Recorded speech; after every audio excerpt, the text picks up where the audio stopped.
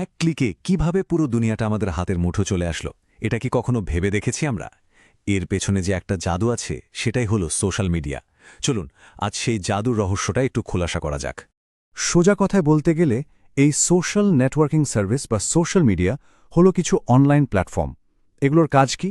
আমাদের সবার সাথে সবার যোগাযোগ রাখতে সাহায্য করা। ওই যে আমরা ফেসবুক বা টুইটার ব্যবহার করি, এগুলোই হলো সেই ডিজিটাল আড্ডার জায়গা। ভাবুন তো একবার, এই সার্ভিসগুলো দেশকালের কোনো বাধাই মানেনি, সব সীমানা ভেঙে দিয়েছে। আর এর ফলেই তৈরি হয়েছে একটা গ্লোবাল ভিলেজ বা বিশ্বগ্রামের ধারণা, যেখানে আমরা সবাই যেন একদম পাশাপাশি থাকি, একে অপরের প্রতিবেশী। এই যেমন ধরুন ফেসবুক, টুইটার, লিঙ্কডইন, এই নামগুলো তো আমাদের সবারই চেনা। এগুলোই তো সেই ডিজিটাল উঠোন, যেখানে আমাদের এই বিশ্বগ্রামটা রোজ সরগরম হয়ে ওঠে।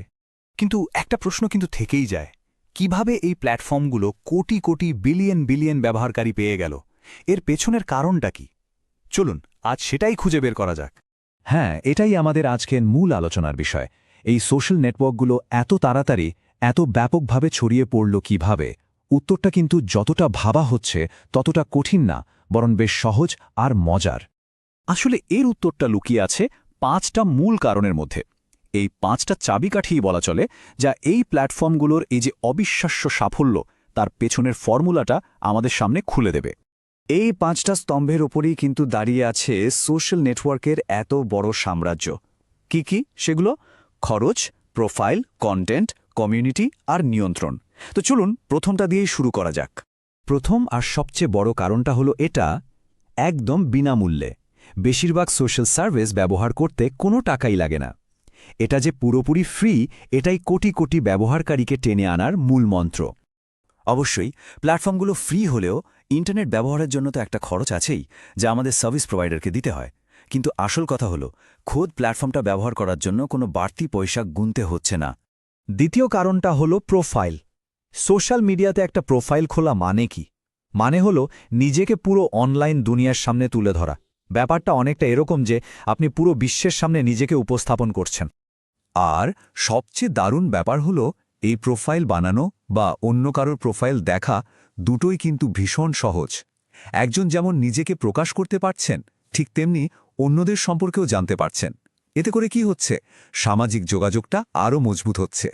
এরপর আসি তৃতীয় চাবিকাঠিতে, আর সেটা হলো কন্টেন্ট। ছবি, ভিডিও, স্ট্যাটাস, এই সব কিছু দিয়েই তো আমরা আমাদের প্রোফাইলটাকে জীবন্ত করে তুলি, তাই না? এটা যেন আমাদের ডিজিটাল জীবনের একটা ক্যানভাস, যেখানে আমরা নিজেদের গল্প আঁকি।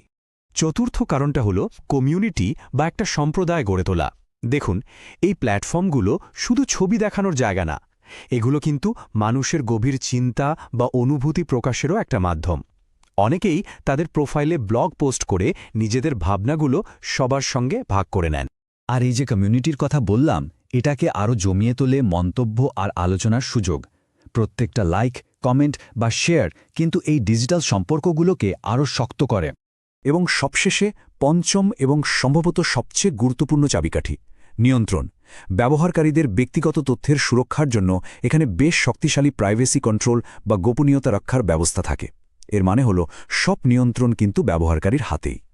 মানে ব্যাপারটা একদম সোজা, চাবিটা আপনার হাতে। আপনি ঠিক করবেন আপনার কোন লেখা বা ছবি কে দেখতে পাবে আর কে পাবে না।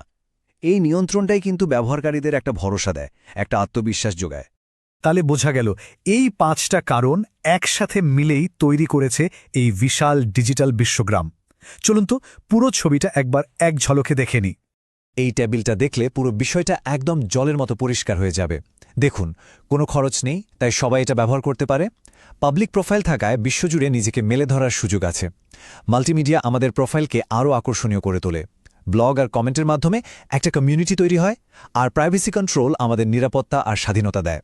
এই সবগুলো যখন একসাথে কাজ করে, তখন একে আটকানো প্রায় অসম্ভব। শেষ করার আগে একটা প্রশ্ন রেখে যাই। প্রোফাইল দিয়ে গড়া এই যে আমাদের ডিজিটাল গ্রাম, এই যে একটা সাজা বিশ্ব, এটা আসলে আমাদের নিজেদের সম্পর্কে, আমাদের সময় সম্পর্কে ঠিক কোন গল্পটা বলছে? ব্যাপারটা কিন্তু ভেবে দেখার মতো, তাই না?